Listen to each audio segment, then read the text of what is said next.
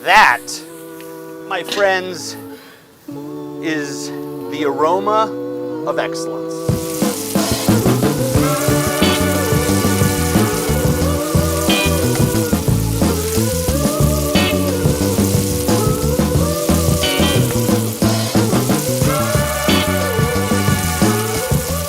What say you? Would you like to make a delicious batch of this beef stroganoff?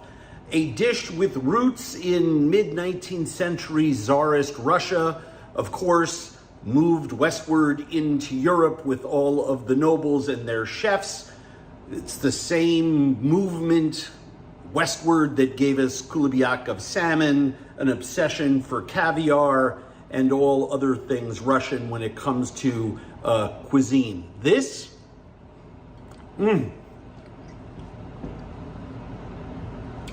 a little mustard, a little sour cream, some herbs, beef and brandy. Oh my God. First thing we need to do is get all of our prep done, because believe it or not, beef stroganoff comes together pretty darn quickly. I have 2 pounds of beef tenderloin. I'm making a double batch. You know, I like to cook double batches. And I'm just slicing this in thin, I don't know, 1/4-inch slices, something like that. Just something that'll stay together, but also won't be completely inappropriate on a fork. Putting it here in my handy stainless steel bowl, because once it's all in there, I am going to season it. Very, very important. You can do this with cuts other than beef tenderloin. If you do it with something other than a luxury cut, you may want to brown and braise it before you pick it up at this point in our recipe. But most importantly, remember, I'm making essentially a double batch here just because I like to. If you get to a really wide part in the fillet, just cut it and cut smaller slices by width. The 1 pound recipe feeds rock solid 3 people. But the 2 pound recipe is good for 4 to 5 hungry folks. And I have a teenager who can probably eat the whole thing by himself. So one of the most important things here is going to be when we brown our beef. And these are very, very thin slices. And even though I'm using high heat, there is moisture in beef. And so one of the ways that you can get this beef to brown right away without leaching a lot of liquid is to actually alter the chemical composition of the water that's inside it. And we do that by adding a teaspoon or 2 of baking soda. We don't need to add a lot. It's probably 1.5 teaspoons, maybe 2. Go with 1 teaspoon per pound. And all I do is I season my beef slices with the baking soda. What that's going to do is it's really going to help us start browning right away. When this beef hits the skillet, you will see it makes a huge difference without affecting the finished product, either texturally or flavor-wise. Cornstarch and other things actually don't remove moisture, they just thicken. And that's not what we're looking for. We're just looking for using a little bit of scientific help in allowing our meat to crisp up properly. Mix together, all good to go. Mushrooms, let's slice those up.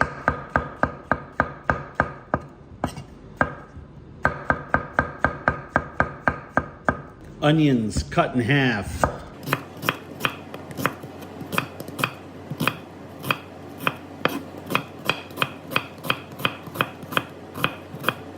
So I'm using lemon juice and chicken broth and brandy.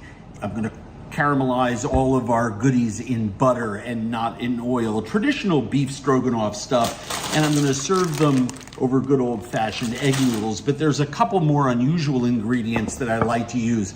The first one is really good paprika. I find that the flavor difference in this dish has to do, get the best paprika you can get your hands on. Same thing with caraway seed. I use a little bit of crushed caraway in there just to accentuate the flavor of the dish. I find that the sweetness of caraway works beautifully, especially with brandy. Whenever I use brandy in a dish, oftentimes just a couple of pinches of caraway really makes the whole thing soar. And then there's something really cool that I got the other day, and that's this mustard that I'm just absolutely nuts about. It's from Burlap and Barrel. It's paprika and caraway mustard. It's like it was almost made for beef stroganoff. So I'm gonna throw a teaspoon or two into the sauce here along with my sour cream when I'm in the last stage of the seasoning. And I bet this is gonna just absolutely sing in there. So I have a little bit of oil in my big 14-inch Yeti skillet that I love. And I'm just gonna fry some sage leaves at the start of this process here. And the reason that I'm doing that is I want to use these for a nice crispy garnish.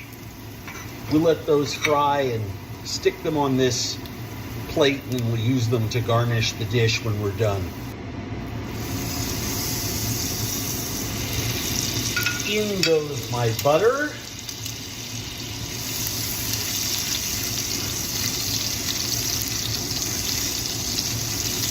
And I'm using about 3 or 4 tablespoons here. And the reason is I really want to be able to brown my beef well, remove the beef, and be able to brown my mushrooms and onions. And I have 2 pounds of beef here, so I may need to do this in 2 batches, which you should not be afraid to do. And look at all of that beautiful nut brown butter in that hot skillet. Now I want to point something out to you, and this is why I like to use the baking soda. I have pieces here that are still cool and red on the top side, but look at how brown and crispy that is on the side that's been inside that butter. And that is just the magic of what happens when you use that secret little trick. You get all of that wonderful browning and caramelization on thin slices of meat. It's why we use it so often when we do wok cookery. I just like to use it when I'm doing non-wok cookery as well. I mean, look at that. That is brown and delicious. And we don't need to cook it for long on that other side. I just want to make sure I get some caramelization. I'm going to lift these pieces out, and we will go in with the next half of our beef. But this is a great example of borrowing one technique from one kind of cookery, wok cookery, and using it to our advantage when we're making a dish from the other side of the world. All right, 2 batches of beef are done. Look at all those wonderful little crusty elements in there. So let's add our onions and start to let them caramelize. We're going to add our mushrooms and let them caramelize. And we can do those simultaneously because we're using a 14-inch skillet and we have a lot of heat built up in here. So they're going to start browning right away. I'm also adding a little bit of rosemary, just a few little sprigs, and my dried tarragon.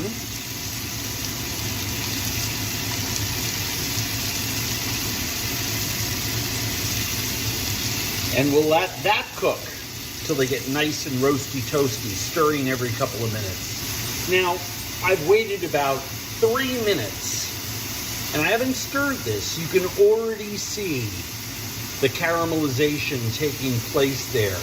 You can see, well, maybe you can't, so let me lift a little mushroom slice up for you. You can see that anything that's made contact with the bottom of that skillet is getting nice and caramelized. Look at that color. Look at that. Now I'll give it a stir. And again, I've shrunk the total volume of my mushrooms and onions. So now I can get one nice layer of that in the pan like this. You can see that gorgeous color that we have.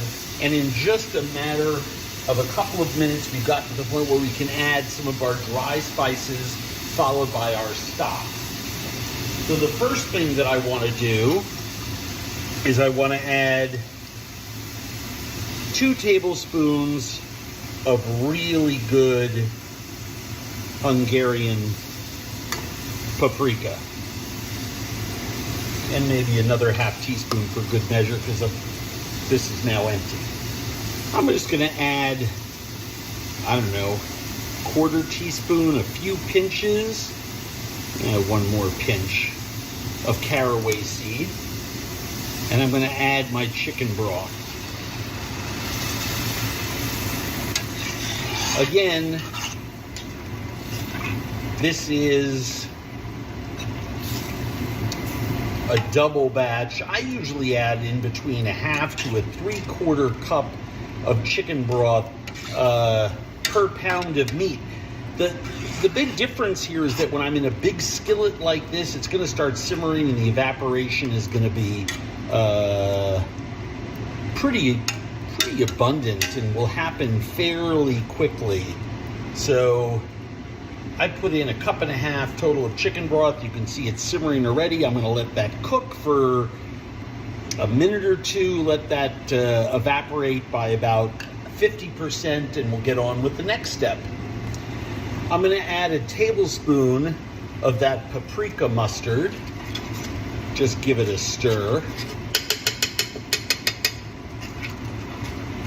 Not enough so you would notice. I don't want to make this mustardy. But it's such a delicious paprika caraway flavored delight. And mustard, even a tablespoon of Dijon, is in a lot of recipes for beef stroganoff. So it makes sense to me. And I'm going to taste my liquid. Wow.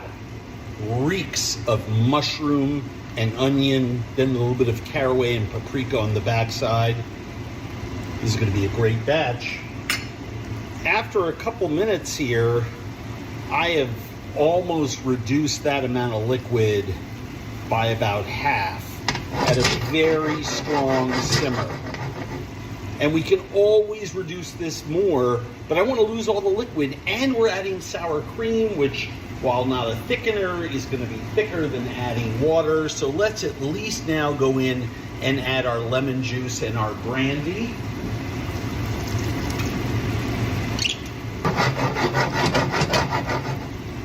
Let that start to cook off.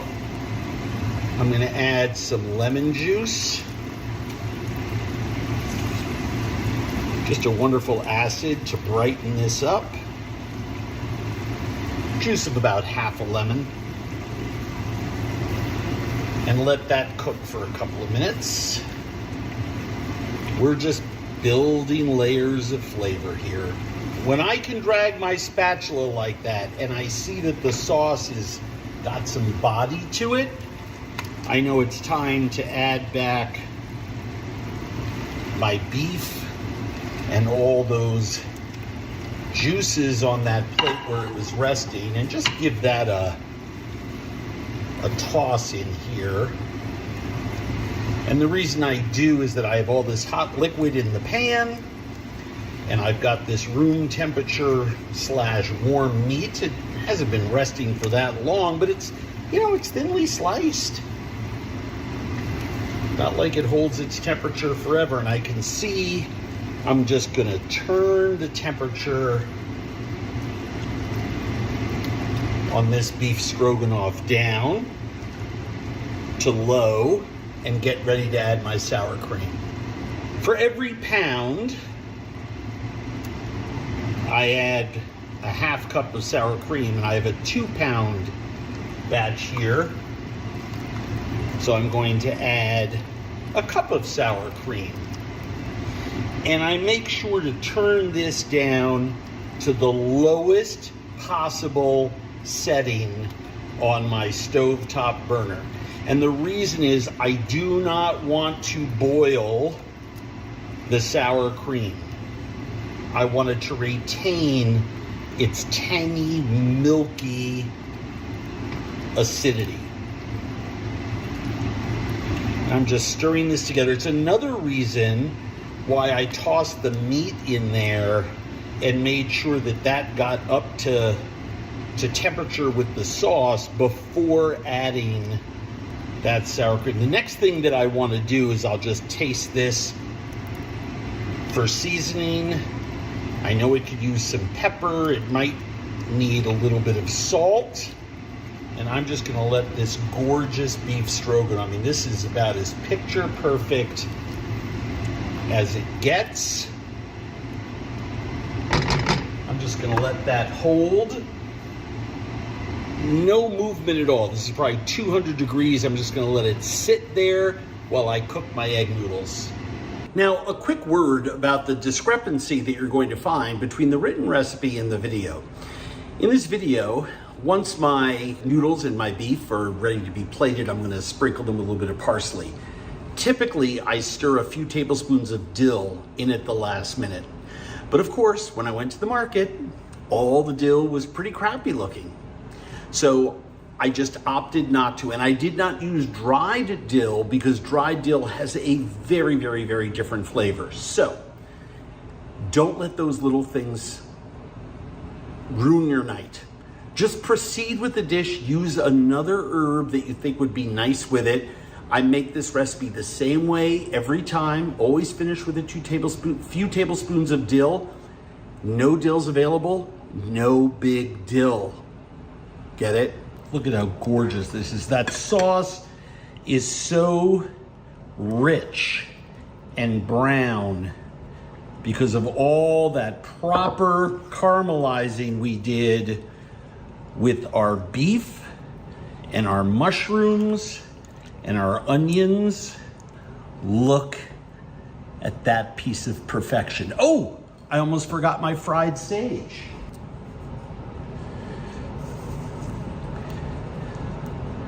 I love fried sage. I would use fried sage to garnish everything if I could. It is just simply that delicious. 35 minutes, even including prep time. God, is there anything better at this time of year on a cold fall evening? Hey everybody, Andrew Zimmern here. Welcome to AZ Cooks Instagram Live edition, brought to you by the good folks at Schoon Cutlery and Florida Cognac Rum. I am Andrew Zimmern. It is Father's Day weekend. We are outside at the grill and we are going to grill some meat. That, my friends, is the aroma of excellence. I don't know, there's something about food on the grill. And we are getting very beefy today. I want to explore a whole bunch of different issues with you. We're going to make an incredible Thai-inspired grilled beef salad. What I have put here on the grill, and we're actually going to cook 4 different cuts of meat today. It's going to happen pretty quickly, so pay attention. We have a flat iron on the grill. One of my favorite cuts of meat. It's highly marbled, it's very dense, it has incredible beefy flavor. Think of a cross between pot roast and a New York strip in terms of flavor, and it has fantastic, fantastic mouthfeel. It's one of the great underrated cuts of meat in the world. Here is another very underrated cut of meat in the world, and this is a giant sized outside skirt steak. By the way, huge, huge thanks to our friends at Snake River Farms for sending us this meat. They are, well, they're not a sponsor, but I buy meat from them, so, you know, take that for what it's worth. The outside skirt is got much better flavor and texture than the inside skirt. Don't buy generic skirt. And it has a lot of inter and intramuscular marbling and a very, very, very thin end. I just want to remove any like big clumpy pieces of fat on the surface. I don't want to like mark it up too much. But if I can just neaten it up by removing a couple of these surface pieces, I'm going to have fewer sooty flare-ups. This is not going to take very long to cook at all on this grill because it's only about 1/3 of an inch thick. But we do want this skirt steak to cook to medium rare and then rest to medium before we slice it. And I want you to note here, because it's so easy to see in its raw state, the grain of the beef. Those lines between those strands of protein, of muscle, that's the grain of the steak. So we're going to slice it at an angle to that grain, which is just a good thing to do with all meat, right? And I'm going to do this over high direct heat with the thinnest part being away from the concentration of my coals. Next thing that we're going to cook. This is the ribeye cap. Probably, well, she's this is the most popular new kid in school. Everybody wants the spinouts. Everybody wants the ribeye cap. I actually like to separate this piece into an upper and a lower. There's a tenderloin shaped piece to this that I tend to cook in a pan. This is a nice big cut of meat that you can slice and serve to a group. You can use it in a salad if you like. Again, same thing. I'm going to trim this up, season with salt and pepper that I grind, toast the seeds, put them in my pepper grinder, which is also called a mortar and pestle, and throw that on the grill. Then, the next piece of meat that we're going to grill, this is a whole New York strip loin. The New York cut comes from that. This is the bottom. Ugh. This is the top. This is the nerve end side. It has a big, clumpy piece of sinew in there. This whole piece, about 4 inches deep in there, traditionally in restaurants, the joke when I was coming up was serve those to people who want their steak well done. I don't think that's very nice. So what I tend to do is use it for other things. I'm just going to flip this around. If you notice, cooking over natural hardwood charcoal, we have fewer sooty flare-ups, but when we do, they create this beautiful browning. That Maillard reaction that you only get over high heat in a saute pan is a myth. You get it over high heat on the grill as well, and this skirt steak is almost ready to rest and be done. As a matter of fact, I'm going to whip through this and show you very quickly how you should cut this piece of beef. I want to keep it on here so that I can reuse my pad. I'm using the Shun brisket slicer, which is fantastic, but for this kind of butchery, it's really, really easy to cut a nice portion of New York off of that.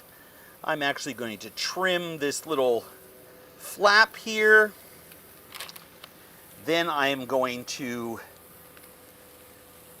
cut the tail. I love this little chunk of fat at the end, so I leave that on. And then I want to remove all of this cap here and leave, taking that tendon away.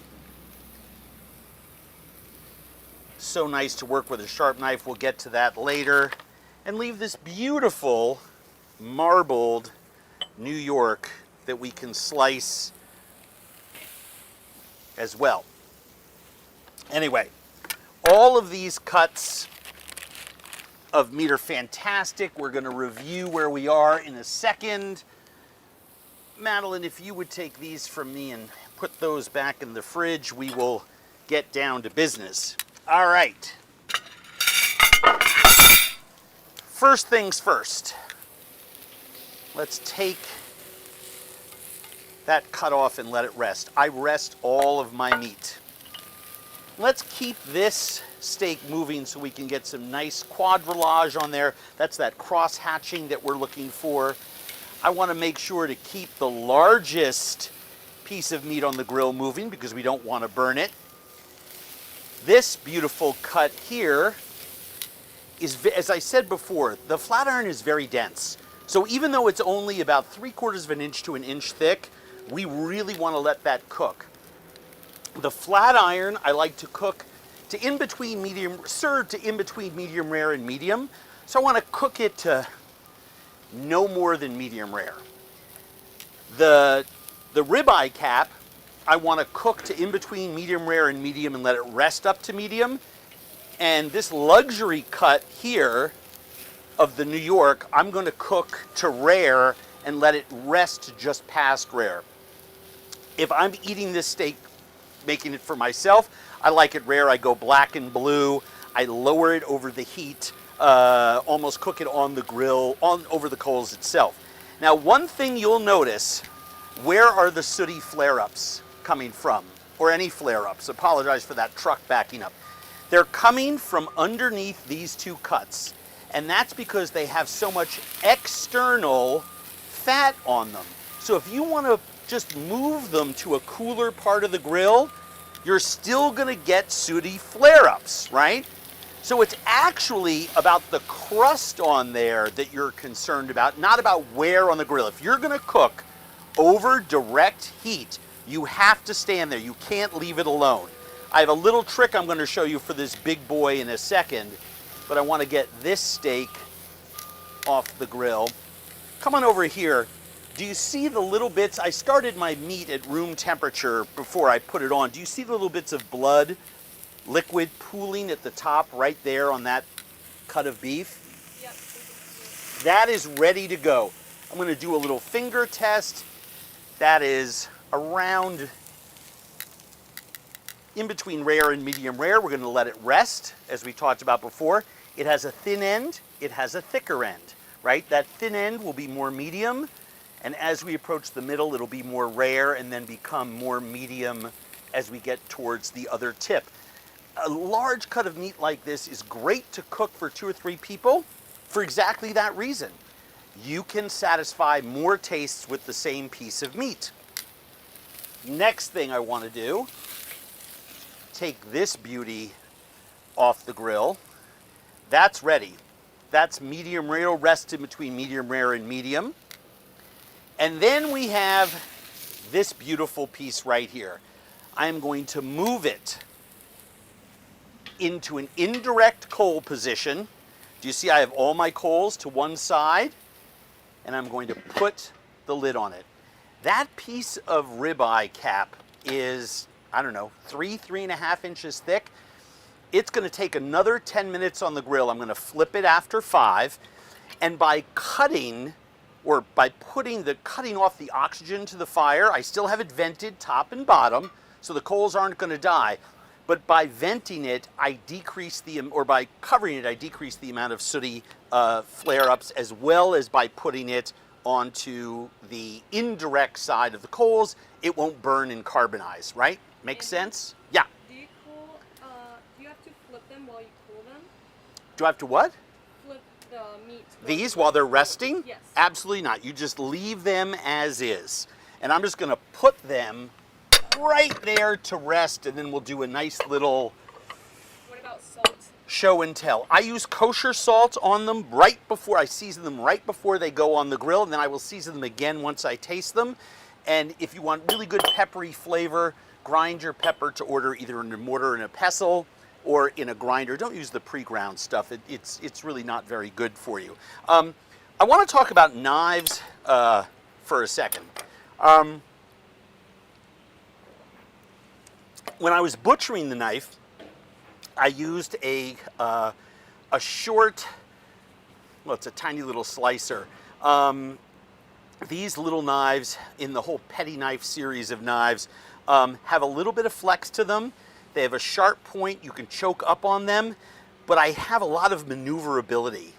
If I'm butchering a piece of meat and I use this knife right here, which is a Hikari, it's a Hikari Nakiri technically, but it's a blunt nose knife that I use mostly for vegetable work because you can see it's thicker, right? Thicker, and there's no give at all to this. I can't maneuver it into little places and little corners and trim fat, right? So I use a little petty knife like this. I try to use a knife that's so sharp, I literally hold the piece of fat and it just comes away. And the reason that I do that is that I leave as little damage to the muscle meat as possible. Now, everyone knows that when you're working in a kitchen with raw product, cutting vegetables, beef, fish, whatever, a sharp knife is crucial. If it's dull, it damages whatever you're cutting. And also, if you accidentally cut yourself, it hurts more, it leaves a more jagged cut, etc. And I think that's probably conventional kitchen wisdom. What most people don't understand is why it's so important to also use those same ideas and techniques when we are talking about these knives, when it comes to slicing the meat after it's come off the grill. So why do you need... It's on the salad tray. It's where? On the salad tray? Oh. Why do you need a sharp knife when you're slicing meat after it's done? Well, for a very simple reason. Because a more jagged knife is going to be problematic. Just turn that over. A jagged knife or a knife that's dull is going to be problematic because, by the way, jagged means it's got all kinds of burrs on it, right? Once you sharpen it, it's nice and true and sharp under a microscope as opposed to having little burrs that come off it that create dullness. If you let meat rest, you want as thin and precise a cut as possible so that you do as little damage to the muscle tissue so that you don't leave all that liquid running out all over your cutting board or plate. That's tenderness, that's juiciness. You want that in the meat. You don't want that on the cutting board, right? Second thing, I'm in love with this. You know I carry pocket knives everywhere I am. The reason is I never wanted to be in a place where I was cutting food and didn't have a sharp knife. So the place that most people are, where they're cutting food and don't have a sharp knife, is a steakhouse. And so it became very popular. This is my personal steak knife. Yes, Shun makes it. It's very, very popular. But it's surgical steel with the sharpness of a razor blade. And you'll see when we cut the meat why it's so important, because you actually are using the right tool for the right job. A friend of mine said something to me the other day that I thought was very funny. Why would you cut a $100 steak in a restaurant with a $3 knife? And the answer is you shouldn't, right? So there are high-end steakhouses that have really great knives, but most steak places don't. Most home, and I couldn't even find one here because I've thrown them all out. Most places that I go to eat meat are other people's houses. And you want to know what knife they all have?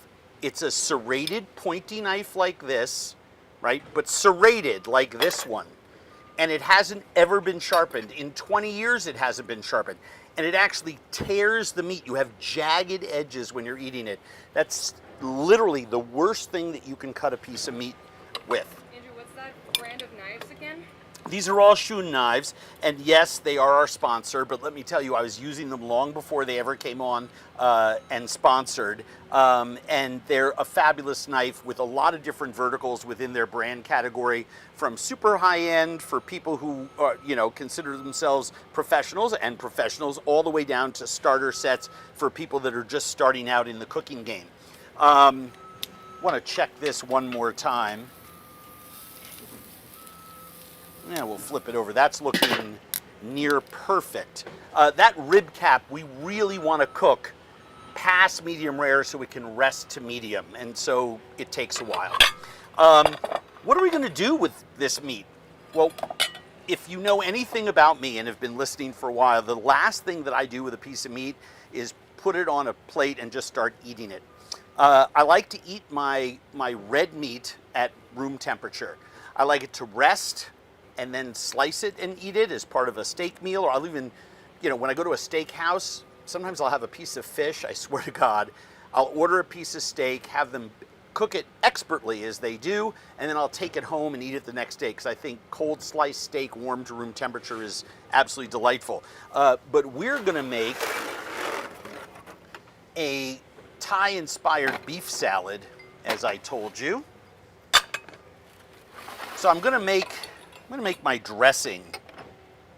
I've got some minced ginger, some lime juice, some fish sauce, some white pepper, some garlic. Get that all out there. Sometimes garlic can be sticky, right? After you've worked on it for a while. I'm gonna put my toasted rice powder into that bowl, but I'm going to, let's see if I can make this work. Oh yes. Dump my brown sugar into there. Excuse me. Allergies are acting up. There's trucks in the parking lot. What's happening in the parking lot? They're literally repaving. We can't get away from the noise. Believe it or not, it's worse inside.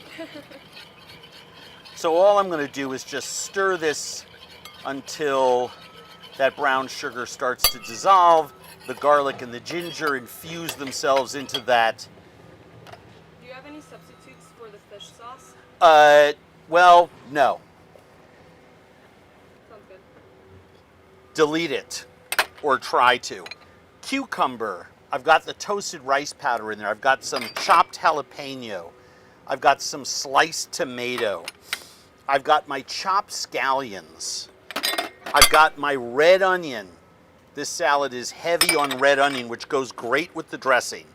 And then the bulk of this beautiful salad, which are these incredible herbs. Cilantro, whole leaves of mint that I want you to bite into, and then big clumps of Thai basil.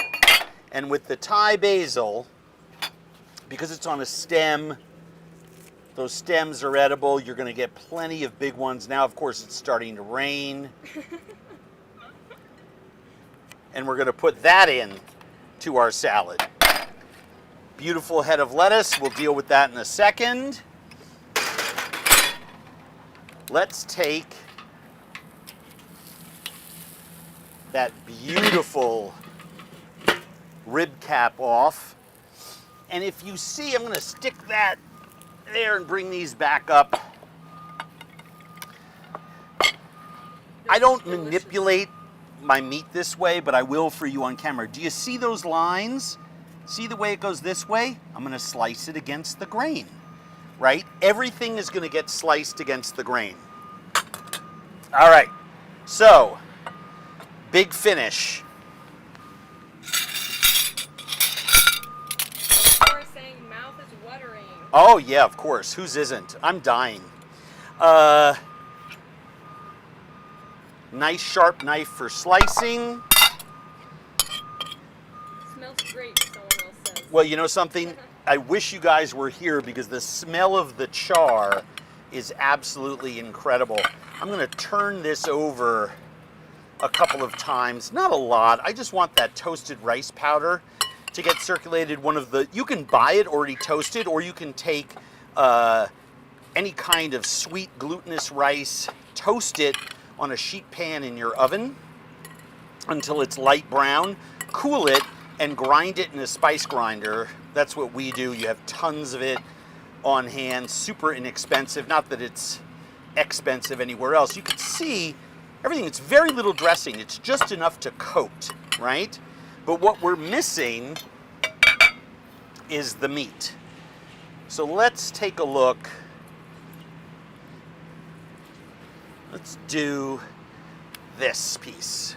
If you want to get here, do you see where the grains are going like that? So I'm just going to slice it against the grain at an angle as thin as we can.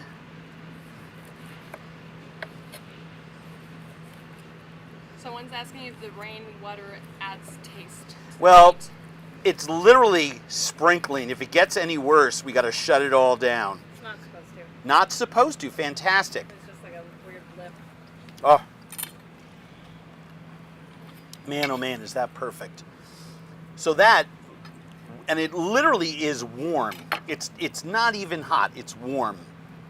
Steak goes there. Let's try,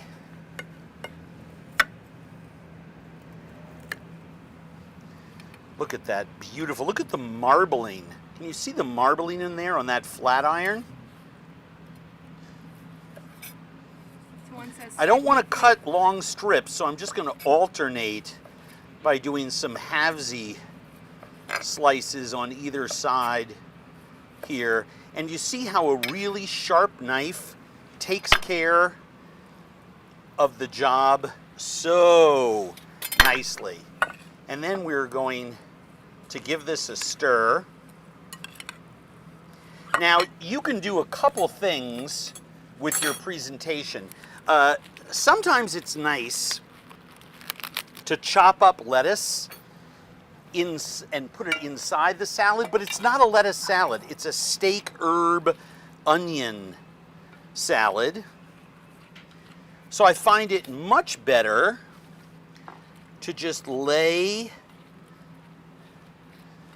some of these butter lettuce leaves, beautiful head lettuce.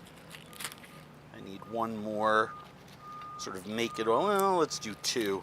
Sort of make it all the way around the horn there. And then what we're going to do is pile this steak salad in the middle. And we just leave it like that. There is nothing else to add. The salt has already come from the fish sauce. There's 3 different types of pepper in there. We don't need to add pepper, right? So let's taste it and see what happens. By the way, the beef juices that are in there really make a nice finishing component to this.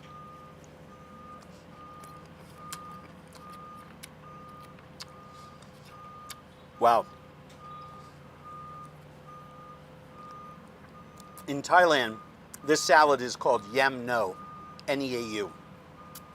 And it goes by this name on many Thai restaurant menus.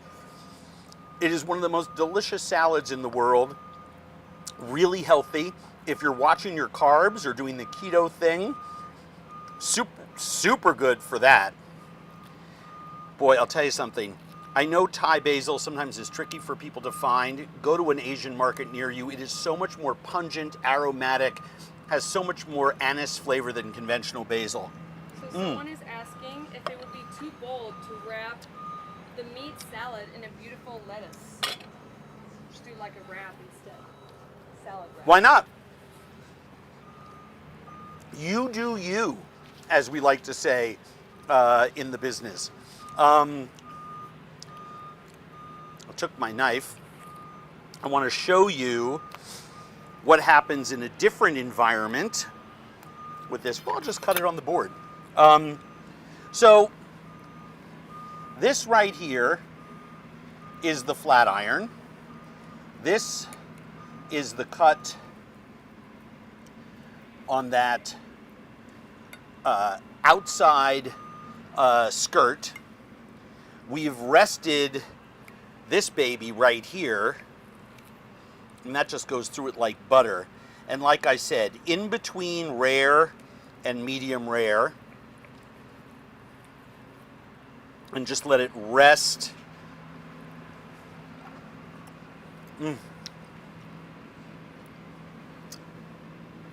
What's your favorite one of all? Absolutely out of sight. It depends on what I'm serving it for. Anyone out there who is a beef aficionado will vouch for this. The strip loin, the skirt, and the flat iron all have radically different flavors. They all were seasoned with salt and pepper. They all were put onto this grill. The luxury cut here, the strip loin, has a very buttery, soft, nutty finish. It's not deeply beefy. The skirt in there has a very antique flavor of beef, even when it's not aged. It has an irony quality to it. The flat iron has a very sort of essentially beefy flavor. If you think of what steak tastes like in your mind, I think the flat iron is closest to that, except for maybe this cut here that I wish we could let rest for a couple minutes more, but we're going to cut into it anyway. And that is this gorgeous piece of ribeye cap. I don't think there's a more luxurious cut, I don't want to break my crust, in the whole world. Oh, look at that.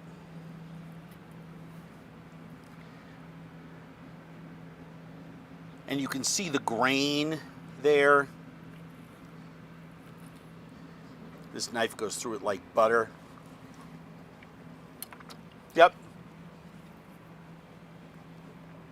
Simply from a steakhouse flavor, that ribeye cap, I saw restaurants are reopened all around the country, Bravo restaurants. But I was at a restaurant the other day that actually had this. It was an Italian steakhouse, had this on the menu. And I was stunned, because this is that exterior cap that comes on the ribeye. Unaged, it's an expensive steak, but if you love beef, this is the one you want. And the reason that I love it is that because of its size, you can char it black on the outside, or close to black, and then be able to have that beautiful, luxurious mouthfeel of that buttery fat meat on the inside, which is really what it's all about, with deep beefy flavor. All right. Cold food during the summer. This is the dish that I want you to make. Food with a story is the best thing in the world. Stick around. This is going to be awesome. Hey everybody, welcome. I am Andrew Zimmern. This is AZ Cooks Instagram Live edition, almost live. I am away on a top secret mission once again. I'm making TV. I'll tell you about it as soon as I can. You will be the second to know, I promise. But what we've done is we have decided to keep offering you these incredible recipes, and we have taken questions online from people just like you. In fact, some of you may have been the one who submitted the questions. So without further ado, a big thank you to the wonderful folks at Chun Cutlery and at Flor de Caña, our sponsors. And I am so excited to make this dish for you today. I am beyond excited. I mean, just beyond, beyond, beyond. Why? Because I'm making carpaccio for you. And this much I know is true. Food is great. Food with a story is better. Food with a story you haven't heard about is better than that. And food with a story you haven't heard about but that you can relate to is the best of all. And I am all about stories about food. I love the history. I love the culture of it. I'm obsessed with it. It's what I've made a gazillion hours of TV on, and certainly as many dinner party conversations, talks with you guys, and everything in between I'll just grab someone in the hallway and start talking to them about food. I think it's fantastic, and Carpaccio has one of the best stories of all. So there's a 15th, 16th century Italian painter, Vittore Carpaccio, who painted with a lot of contrast between light and dark. Flash forward 500 years, we're in the 1950s. Giuseppe Cipriani, you may recognize the name, has a humble little bar and eatery in Venice, Italy, called Harry's Bar. A regular comes in, and her doctor had told this regular to avoid cooked meat. She loved beef, and so he set about making a hybridized dish. Remember, raw beef in the form of tartare was consumed then. Crudo, Italian raw fish dishes, were very popular in Venice at the time. So it's not much of a stretch to think that Giuseppe Cipriani pounded out some pieces of meat or sliced them thin, put them on a plate, threw a little olive oil, a wedge of lemon, some Parmesan, maybe some arugula or greens, and called it a day. Slid it in front of her. She loved it, and the rest is history. It is now a dish that is associated with Harry's Bar and all of the Cipriani restaurants worldwide. It is one of the most famous dishes in the world. It has been duplicated, honored, recreated a million ways, and it's so easy to do at home, and it's such a great starter if you're having a dinner party, you just want to make a lunch for people, because you can pound the meat out, you can put them on plates, you can stack the plates in your refrigerator, and then just dress them at the same time, and it's so impressive to wheel this out. Plus, who doesn't love doing this kind of thing, right? I mean, it's just super, super good. So the first thing we're gonna do is we're gonna start with the meat. We have 12 or so ounces of beef top round. You can use bottom round. You want something that has less fat and a lot of flavor, which is why I like some of the meat from the working cuts on the leg. And what I want to do is I want to cut a piece that's about 3 to 4 ounces, right? And what I want to do is I want to season it with just a little bit of oil and place it on a piece of plastic wrap. And I'm putting oil on both sides. Now, there are some people that like to season their carpaccio at this point. I have done that with paillards, cuts that I'm going to cook. We actually sprinkle herbs and garlic over it, or shallots, pound it in to the meat, and then grill it. With carpaccio, I don't do that. I want to do everything afterwards, and I just very carefully fold this over so that my meat is centered now in the fold. So did you see why I carefully placed that carpaccio, or that piece of meat, in the middle of the left half, you're right, of the plastic? Then I fold it over. It's got oil on both sides, so it'll slip and slide a little bit. And then what I'm going to do, not the spiky part, but the flat part, right? I am going to pound the beef out, and it's super, super simple. You can go as thick or as thin as you like. I don't want to make it too thin. I like this as a knife and fork dish, but I don't want people to have to cut into it. I want people to use the knife to gather up every seasoning, because all the little bites are going to be so, so, so different. So here we go.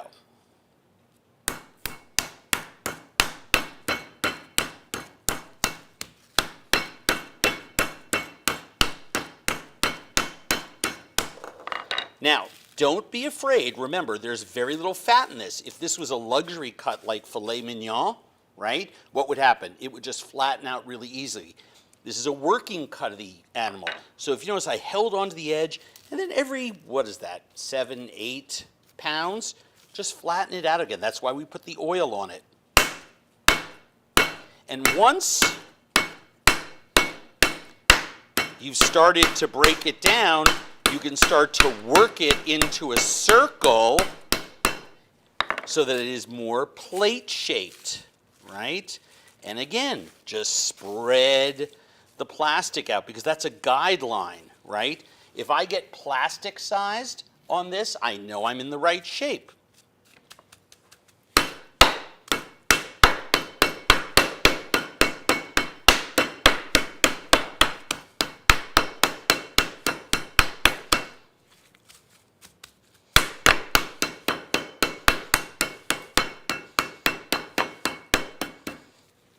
And I'm just going to finish this off. This is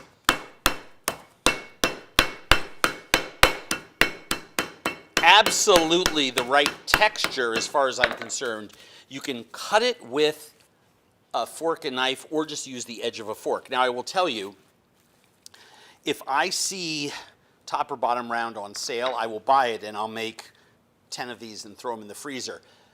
A, for Carpaccio, but also B, for paillard. What a great lunch. You just throw this on a grill, season it up, put it on a plate with some salad, and you're having 4 ounces of lean protein. I think that's a nice way to eat. Is this how you de-stress? Just pounding? Well, yeah, you need, I mean, yes, Vicky. I pound my meat to relax. Thank you. Oh, Lord. All right.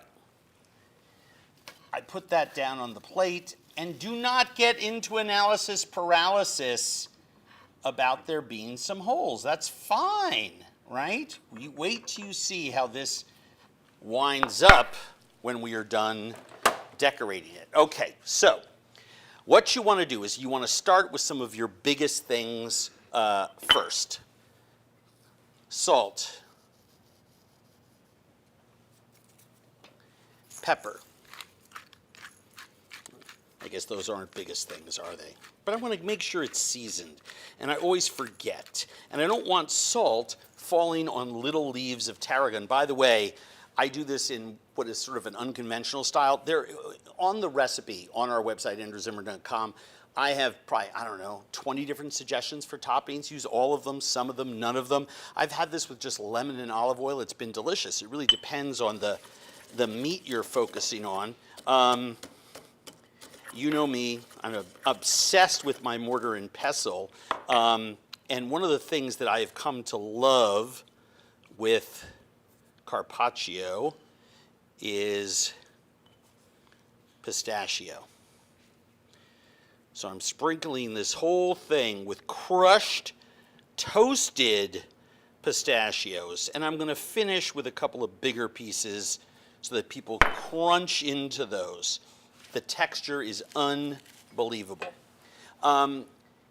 If you're a regular viewer, we do have the tonnato sauce recipe on our website. But I'm always talking about how I'll use it for 3 or 4 days, and then you're left with like this ½ inch at the bottom. Just put a little oil and vinegar in there, or just maybe just a little water, whatever you want, and just make it a little runnier than that thick tonnato sauce that I use for other things. And just do the traditional Carpaccio drizzle on there, so you have a nod to Vittore Carpaccio, the painter who so famously used chiaroscuro, the interplay of light and dark, to such great advantage. I'm just going to lay a couple of these differently, a little bit of Parmesan on there. Now then there are some things that I just happen to like with my Carpaccio. I want to do some real paper-thin slices of jalapeno. How far in advance can you prepare these Carpaccio? Decorated, you want to serve it right away. And without decorated? You can store it for hours in your fridge wrapped in plastic. That's what 90% of restaurants do. I like biting into little bits of jalapeno. I will tell you, remember, just FYI, the hottest part of the pepper is not the seeds and it's not the flesh. It is those white ribs. Also remember that the least spicy part of any jalapeno is the tip. You can win a lot of bar fights and bar bets, not encouraging brawling, by biting off the end of a jalapeno. That very tip is actually sweet. And the reason it's sweet, there's no rib at all down at the tip of the jalapeno. The next thing that I want to do is I just want to put, I love tarragon and beef, think béarnaise sauce. So I just want to tear a couple of fresh tarragon leaves onto there. It's just such a delightful little punch of flavor. Don't cut the tarragon. Let people bite in to those whole leaves of tarragon, right? Absolutely beautiful. There's that. A little bit of lemon zest on top of that. Scrape and then let it drop. If you just scrape, scrape, scrape, you wind up with a wet, oily clump of lemon zest. A long time ago, I decided I don't want lemon juice on my carpaccio. I want lemon zest. What's your favorite food to eat raw? Vicky, the last couple weeks, I swear to gosh, you are just lobbing in these double entendre softballs. Seafood is, I love seafood. Vegetables, raw, are fantastic. Let's just leave it at that. I've got a monster here, 13 pounds of brisket. I like to buy the whole brisket, trim it myself. I usually get a couple of pounds of meat that I can trim and cube for making stews, and the rest I can season, sear, slow cook in liquid, braise it in the oven, and then build the perfect beef torta. Shall we start trimming? And I'm gonna take about 4 inches off of this end. We're gonna deal with that in a second. I'll show you how to cube and trim those up. Take a cue from the most obvious clue in the room, which is the fat cap here. You can see how dense it is, and you can see where it gets denser. I want to leave a 1/4 of an inch to 1/3 of an inch of fat, and I just like to use a nice long knife that I've choked up on. Just come across and remove the top, get it down to something that's manageable. You want to move your knife and feather away some of this very serious extraneous fat. Do not worry about exposing pieces of meat in your brisket. It is going to happen. Brisket is a very irregular piece. I mean, look at how much fat I'm able to. Imagine that being liquid and floating around in your braise. There's this big flat muscle that runs from front to back. And look here, you see how those strands are literally going north and south? And then you can see here, this big fatty marbled nose or horn. Those strands are going east to west, which is why once it's cooked, I'm gonna cut that whole thing off and slice it in a different direction.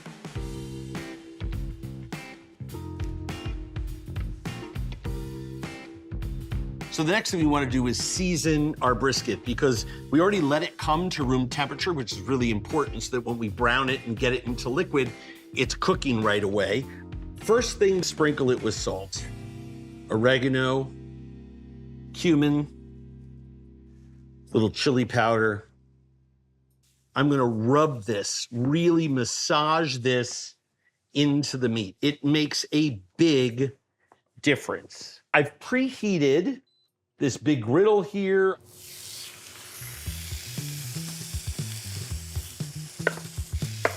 I just want these to get a little glassy before this baby goes right on top of that. Beef stew. I really don't want any exterior fat. So I'm using a long slicing knife to feather against where I know the meat to be. I just use a 5-inch Honosuke, just a Japanese utility knife, and it's perfect for dragging the tip across, just sort of an all-purpose kitchen knife. I'm just making 1-inch by 1-inch squares. Here I have 2 pounds of meat that I can put into the freezer. Deal with that later.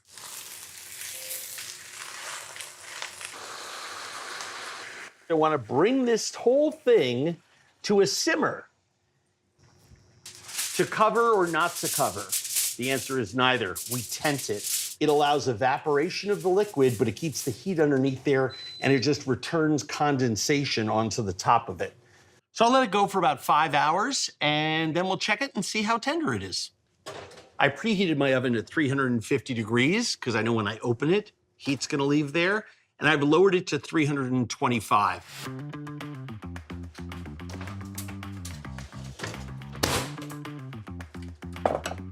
Brisket perfection.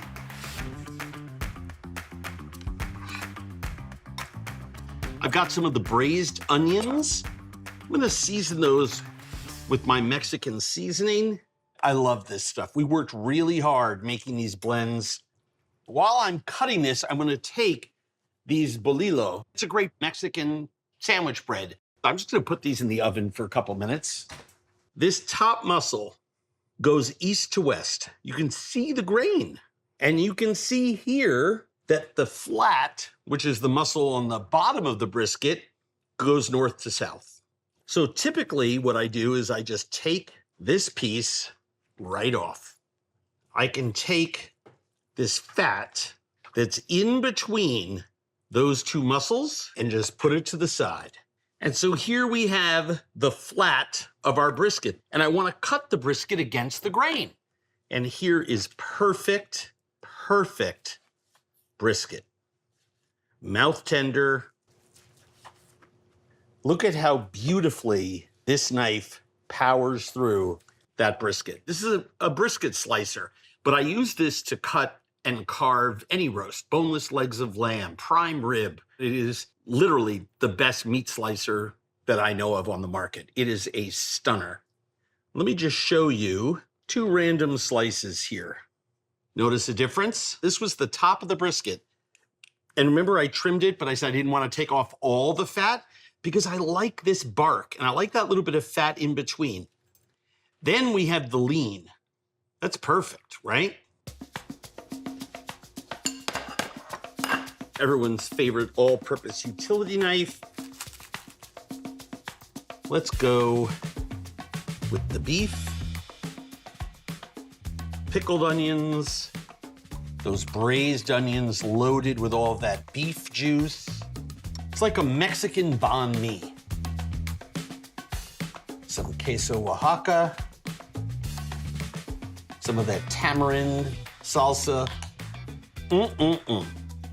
Soft, pillowy, stunning sandwiches. And the brisket, that muscle is perfect. Flat is perfect, moist, beefy. Sweet and sour, tangy and fruity, rich with dairy, herbal and green, vegetal and aromatic, pliant and sweet, rich and beefy on the perfect bun. I mean, my goodness. That is a delicious torta. A classic cheesesteak. I love them. And I love them Philly style. Shaved, paper-thin pieces of beef tossed with your choice, onions, mushrooms, peppers, put on a toasted, seeded roll, and of course, plenty of whiz, right? I like it with. My favorite place in Philly to get one is John's Roast Pork. Okay, that's out of the way. But one of the things I like to do at home is to deconstruct it in the sense that I'm still using all the same ingredients. I'm just cooking each ingredient separately. So I have 3 pans preheating here. 2 of them are gonna be for my veg, and it's important that they preheat.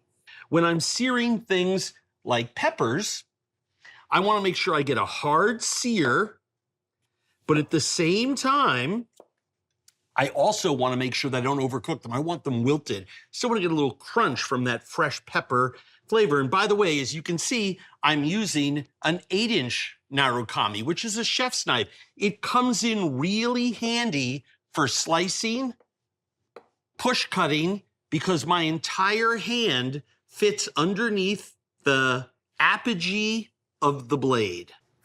Simple push cut, not too thick, not too thin. This pepper was long. I'm gonna go at an angle. Got my peppers there. Mushrooms, take a little piece off, then rest it on that cut, right? That way it's flat, and you can just use a very simple, safe method, and the knife is never leaving my knuckles. I am literally feeling the knife the entire time. Let's get a hard sear on those peppers. Let's get a hard sear on those mushrooms. Little oregano. So now that I've got that kind of searing action on each one, I am good to go. They're still a little bit crunchy. See how I'm getting that nice sear on that mushroom? A little more oil in my pan. I don't need this to be too thin. 1/4 inch. There are my sauteed mushrooms. Onions, I want them to get nice and sweet and caramelized. Won't take very long. Are you wondering where my beef is? It's in the freezer. So why do you ask, is my meat in the freezer? Well, I'm using a rolled, boneless, tied prime rib of beef, the ribeye, right?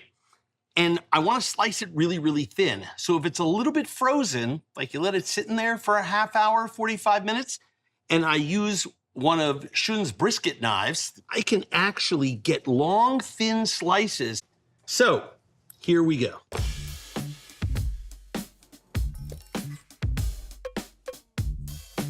Now, the fact that the exterior is frozen, but the interior is soft, means that I can slice this super, super thin.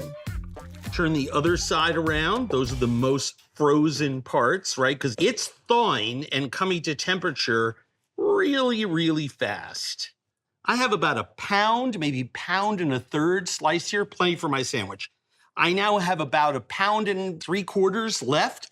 This is perfect for 2 or 3 people for a beautiful prime rib dinner. This is Shun's classic utility knife. And I love the classic utility knife because it does just about everything. Don't let those soft little kitty serrations fool you. It is sharp as a razor. And I like to take the end off. Look at how that just glides through bread, right? And I can go right down the middle of this. And because of its blunt nose, I can use it as a sandwich spreader. I love minced Calabrian chili peppers. The next thing, just a little bit of oil. And then we have all of these really thin slices of ribeye. Pepper. I start playing with it when I see some of the pieces sear all the way through, right? Everything on the bottom is gonna look like that. That looks pretty good to me. Brown is the color of flavor, my friends. Never forget it. And so now I'm gonna start flipping some of these. I mean, look at that. I mean, that's just beautiful. Peppers, onions, mushrooms. Lots of beef ribeye. Provolone and American. And this just goes right under the broiler. Bingo, bango, boongo. Ooh, ooh, ooh. Yeah, baby. This sandwich does not go on a plate. This sandwich deserves its own board. And look at this plow through that sandwich. That, my friends, is a steak and cheese sandwich. It's not a cheesesteak, but it sure does taste like one. I'm just gonna sit here and keep eating until both these halves are gone. Good night, everyone. And remember, all of our recipes, including the sub-recipes and lots of other cool, fun stuff, is always available at andrewzimmern.com.